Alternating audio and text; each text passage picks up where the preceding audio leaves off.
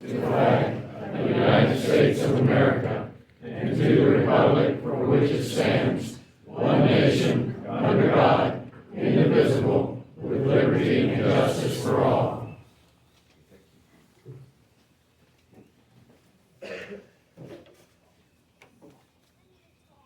Okay, a POW MIA empty chair is placed at all official meetings of the American Legion as a physical symbol of the thousands of American POWs and MIAs still unaccounted for from all wars and conflicts involving the United States of America. This is a reminder for all of us to spare no effort to secure the release of any American prisoners from captivity, the repatriation of the remains of those who died bravely in the defense of liberty, and a full counting of those missing. Let us rededicate ourselves for this vital endeavor. Sergeant, please post.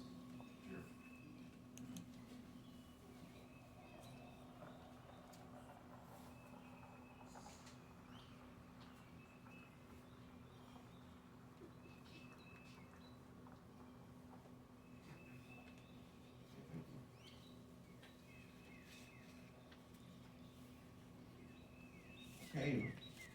Okay. Now the Madison Community Choir will sing.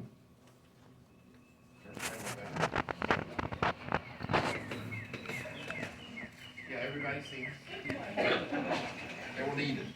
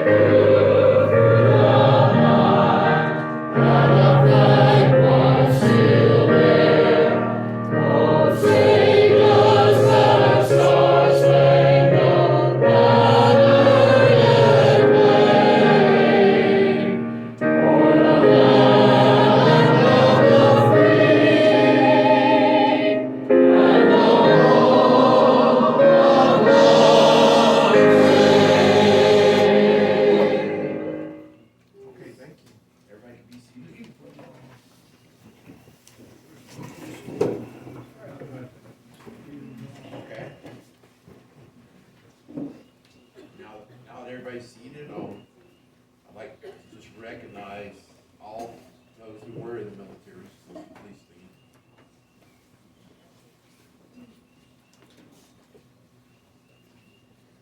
Okay. Thank you. It's great to see everybody here today. And, you'll have another opportunity to stand when your song is sung later in the program. So hope everybody remembers their service song. It'll be a test. Live test. Now, I'm Mark Farmer, by the way. I'm the commander here. And we're in elections, so Mike Fisher's actually taking over here in June. And then I'll be moving to be the adjutant for the district. But one thing I do is I run the oratory contest for the post in the district. And I just had an opportunity to go to Hillsdale College and judge the top students from all 50 states, Puerto Rico, DC, and we actually have a post in France. There were 53 kids here from all over the country. And it was a great opportunity, but one of our post and district winners is here. She's actually from Madison, Caroline Wright. And I'm going to give the podium to her for a minute so she can share.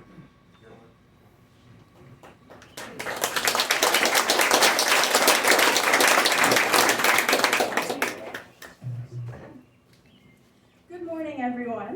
Thank you so much, Mr. Farmer, for that warm and thoughtful introduction. and thank you all for joining us today on this beautiful Memorial Day, a day of remembrance, reflection, and gratitude. For those of you I have not yet had the pleasure of meeting, my name is Caroline Wright, and I am a rising senior dually enrolled at Blue Ridge, Virginia Governor's School and Madison County High School. I currently serve as the junior class vice president, a student leadership representative for Governor's School, and I'm a member of the principal's cabinet and a junior member of the American Legion Auxiliary. And I am captain of our public speaking team at MCHS. Over the past year, I have had the incredible opportunity to work alongside Mr. Mark Farmer in strengthening the relationship between the American Legion and our high school speech team. This partnership was formed through my participation in the Legion's Constitutional Speech Contest, an experience that was proved to be deeply educational. I found it to be a meaningful way to engage with foundational American principles, and I am committed to encouraging more of my peers to participate in the coming year. This June, I am truly honored to represent Madison County at the American Legion Auxiliary Girls State, a program that offers young women the chance to explore and simulate state government. It's also a program that has left a lasting impact in my own family. 12 years ago, my cousin also had the privilege of representing Madison County at Girls State. She later returned as a counselor and has always spoken of her time there as one of the most formative and inspiring chapters of her life. Her stories of engaging in mock government, learning about civic responsibility, and forming lifelong friendships sparked a dream in me at a young age, and now I'm thrilled to be fulfilling that dream. I look forward to the experience not only as a personal milestone, but as an opportunity to build the skills and knowledge that are so crucial for the next generation of leaders. In a time when America faces a civic drought, with declining voter turnout, increased political polarization, and a widespread lack of understanding about our history and Constitution, programs like Girls State are more vital than ever. They empower young people to rise above the noise of division and misinformation and to reconnect with the values that have long defined American democracy: civic engagement, mutual respect, informed debate, and the pursuit of the common good. During my time at Girls State, I hope to learn how to engage in thoughtful, meaningful conversations, how to respectfully defend my beliefs, and perhaps most importantly, how to listen and open my mind to the perspective of others. I believe these are the tools we need to build a stronger, more unified future. So once again, thank you to the American Legion Auxiliary for selecting me to represent Madison County. I will do so with honor, gratitude, and enthusiasm. Thank you.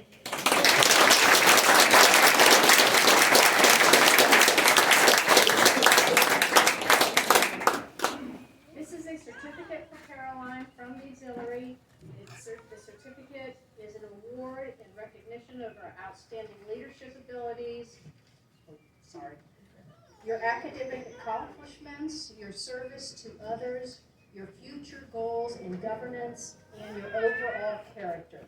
The Madison American Legion Auxiliary Unit 157 and Post 157 and its affiliates are proud to have chosen you as Madison Delegate 2025 Girls State, and it's signed by Jackie Maumee, ALA President, and Kim Smith, Secretary. Congratulations.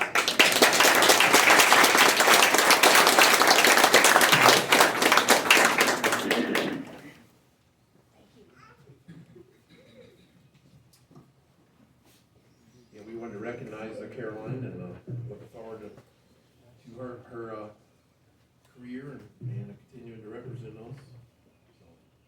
So, now, let's see, honoring the legacy of Robert Yowell.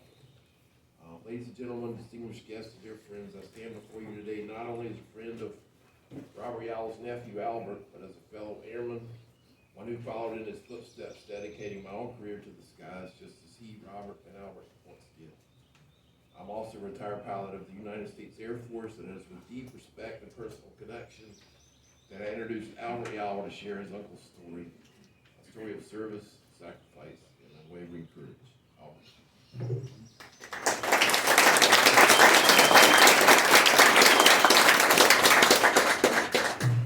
you. I'm Albert Gale of Etlan, and we all know somebody or a family member or friend that has given their life in service of our country, and we're here today to honor that service and sacrifice. I don't think anybody joined the military to die for their country. I know I didn't. But like Patton said, you join, you train, and you fight to let the other poor bastard die for his country. So now, some of you have seen this sign at the bridge over at Banco, and I have to say, since Ron did this little ceremony with the POW chair, every time we do this in one of the Legion meetings, I think of my Uncle Bob. It was a sad story. He was the oldest of 8 to my grandparents, Elizabeth and Waverly Yowell of Etlan. And here is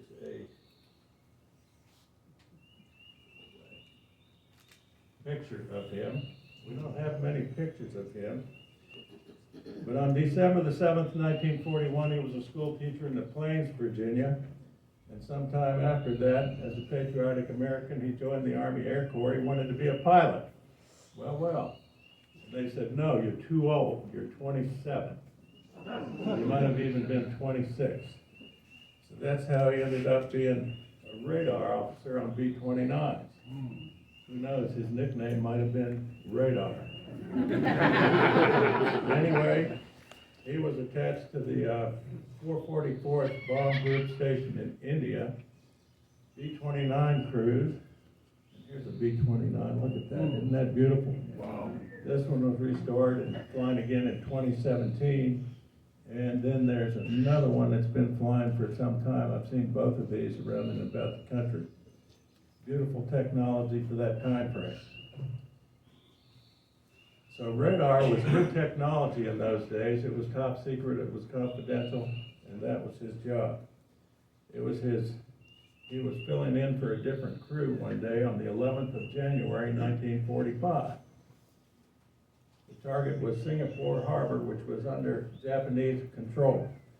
It was his 72nd mission, and I'm sure he would have continued to volunteer until the end of the war.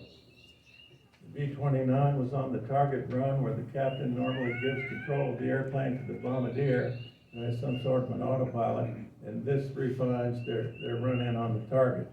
And unfortunately, Japanese anti-aircraft fire set off a bomb in the airplane, which created an explosion, and it blew the pilot, co-pilot, and radio operator out of this big window, and somehow they parachuted to safety with injuries, and friendly guerrillas took hold of them and were able to get them out of the country sometime shortly after via a British submarine. But after the airplane had the explosion, it continued to fly a little bit, and Bob and the bombardier, who was also a lieutenant, were able to jump down through the bomb bay, but they were picked up by a different group of guerrillas who kept them hidden from the Japanese overnight. And the last two out were the side gunner Ellis and the tail gunner Hope. They were further down, and the Japanese captured them right away and paraded them down the streets of Singapore while they were being severely beaten and made to say anti-American chants. Unfortunately, the Japs located my Uncle Bob and Lieutenant Heiss the next morning, and the four of these were grouped together. So for about 2.5 weeks, it's unclear where they were, perhaps a place called Johor, but for sure they weren't at Disney World. On the 1st of February, the four sent to another location where there was higher Japanese command, and the torture and the interrogation began under the command of Akamoto Toshio. This went on for 10 days, where they were moved to another place and executed. And I should say, beheaded. After VJ Day, later in August, our people recovered a lot of information and records that the Japanese had acquired. and the names of the executioners and the dates and the locations. So that's how we know it was February 10th, 1945.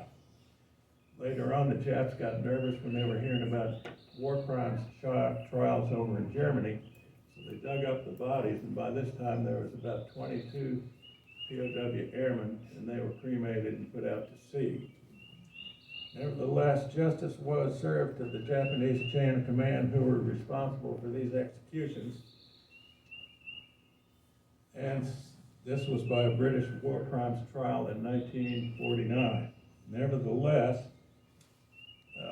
none of these details were given to any of the families of the crews. All they knew, or all my family knew, is that Bob did make it safely down, because word got through to the front end crew that they were under underground control, but they didn't have any other details.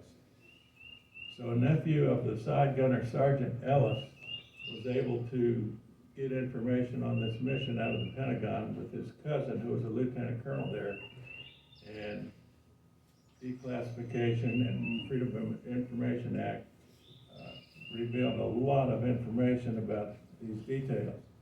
My niece, Erin, found this online about 8 or 10 years ago, and it wasn't until then that my family knew anything more than that Uncle Bob was missing.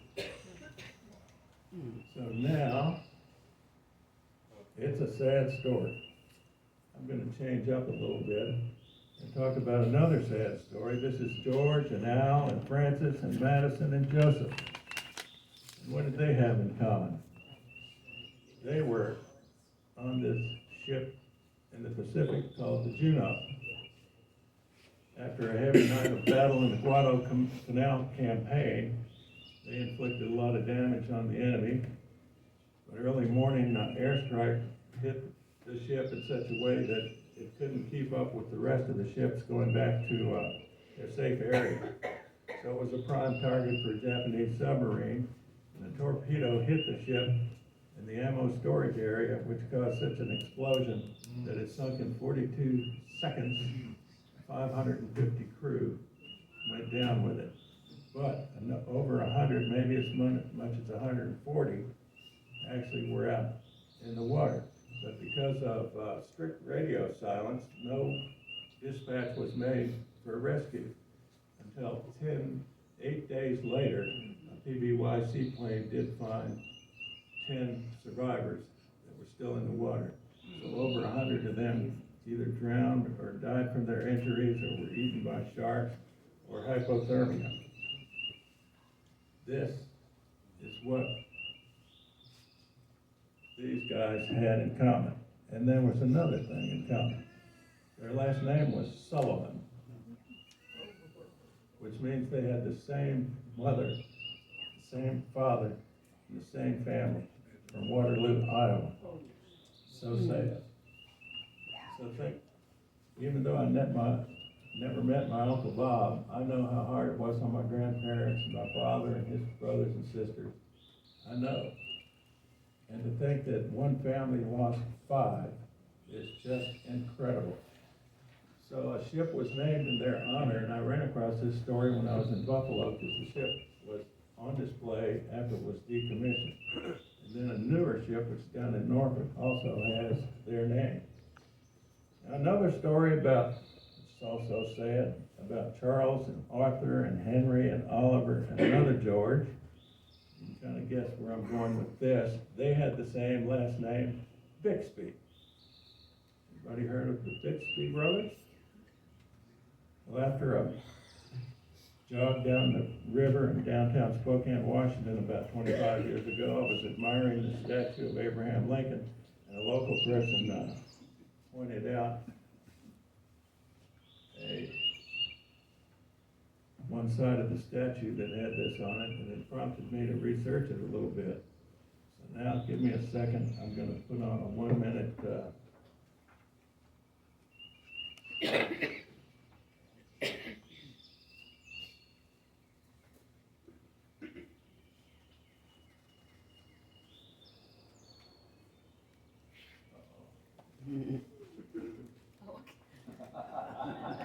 Well,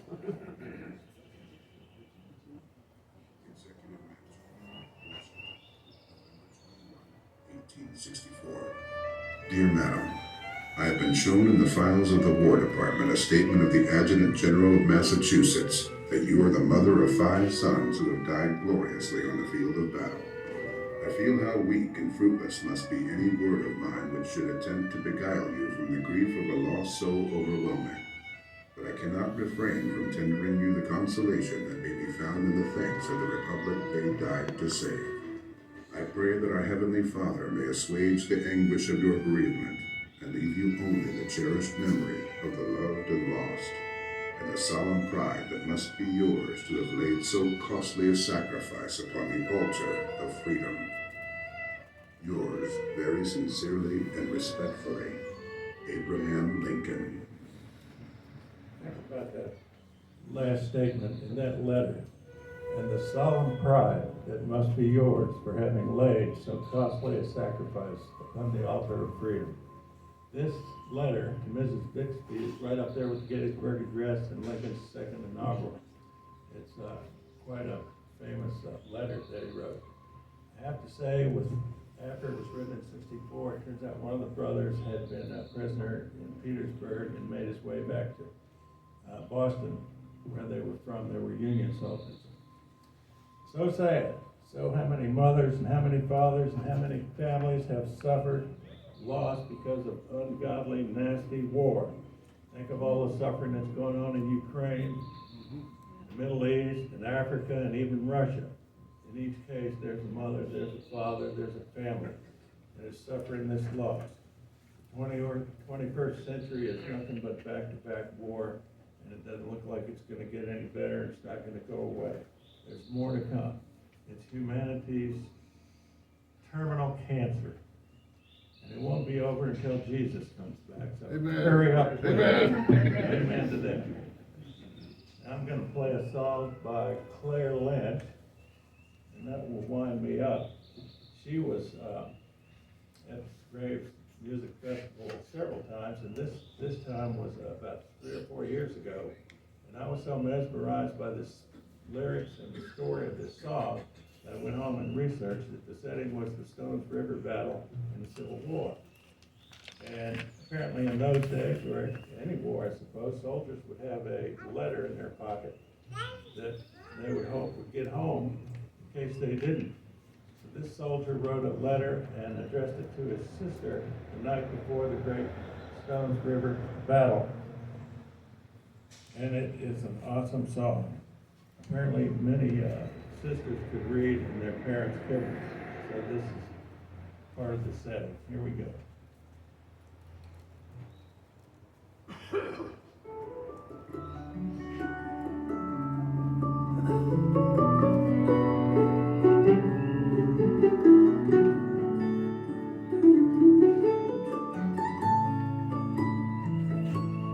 This could be my last letter. I may never see the cotton fields of home again. I miss you, dear sister.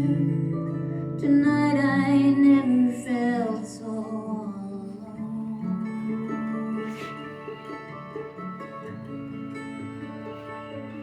And the fog was so thick that the Stones River stars could scarcely invade the dread and the dark. And all that I could see when I closed my eyes to dream was home, sweet home.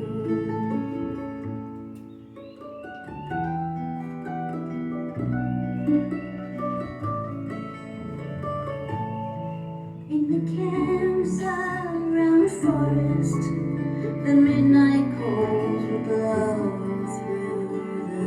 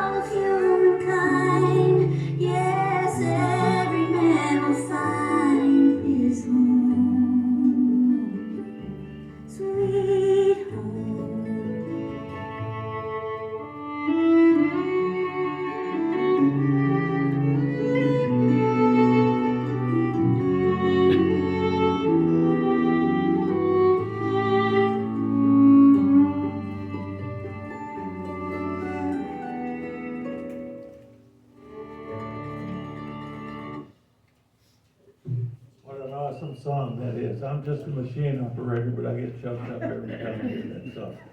I think it's very appropriate for any war that has occurred.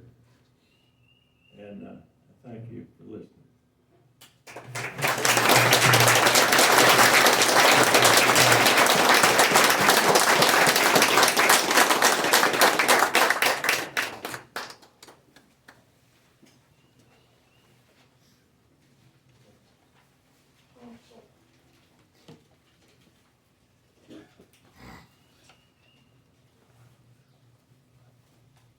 Okay, yeah, that was great. Thank you. I'm still thinking about that one.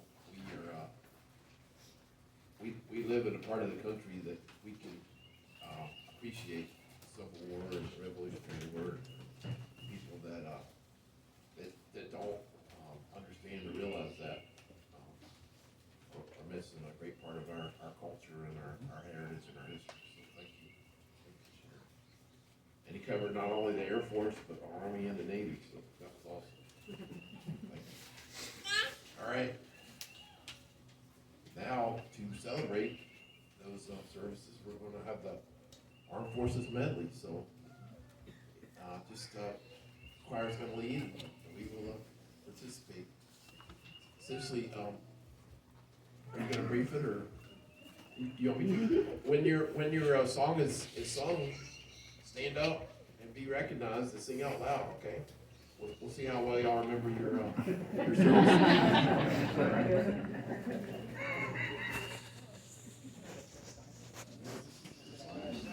Test starts now.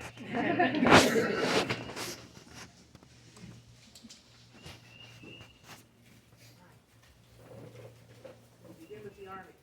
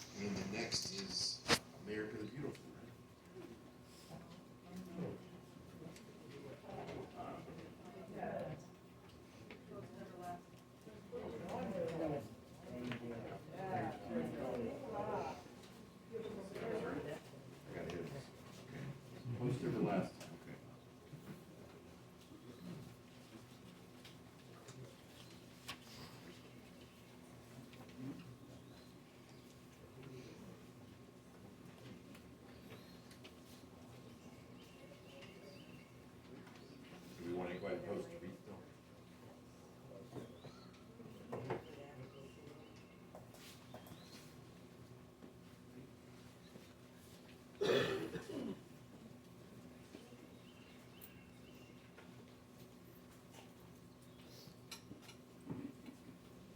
We'll post the wreath.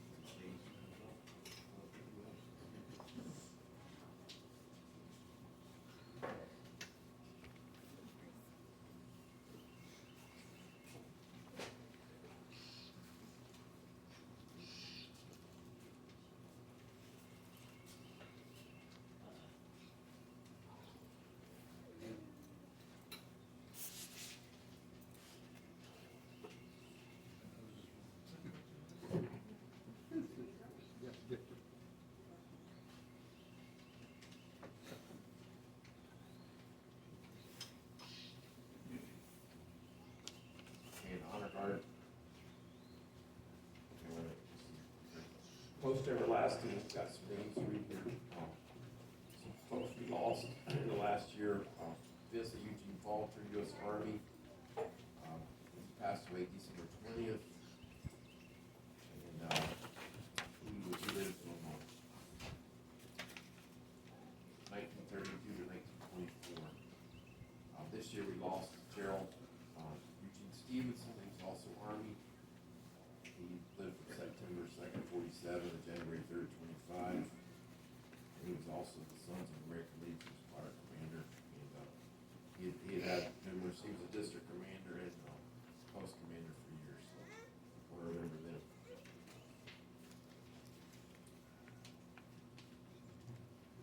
Okay, honor guard.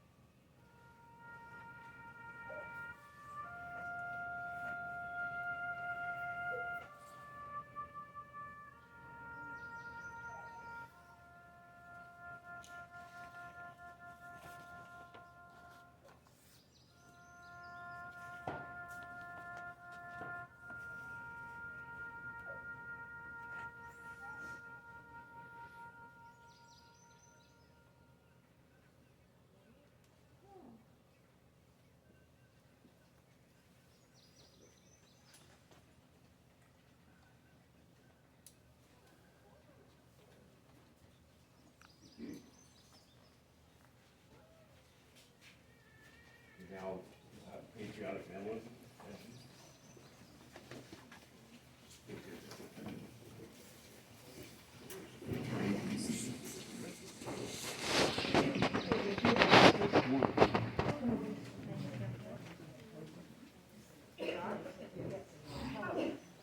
So, the words are in your program. Please sing along with us. We like to have accompaniment.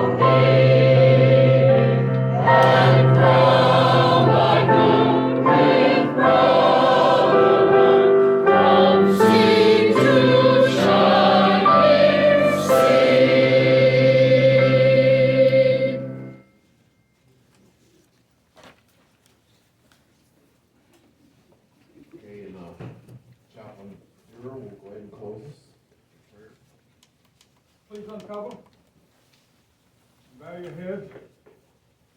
O God of people and nations, we pause at the close of this gathering to acknowledge your sovereignty over our lives and our country. We remember before you our comrades now departed from this life. We honor them for their loyalty to God and country, for their good deeds, and for their friendship. May they rest in peace, and may the good works you have begun in them be brought to perfection, that our nation may be strong and our people secure and happy. Give us safe journey to our homes. Amen. Amen. I'd like to thank everybody that came today. Thank you, choir. Y'all appreciate y'all. Thank you, sir. Keep it up.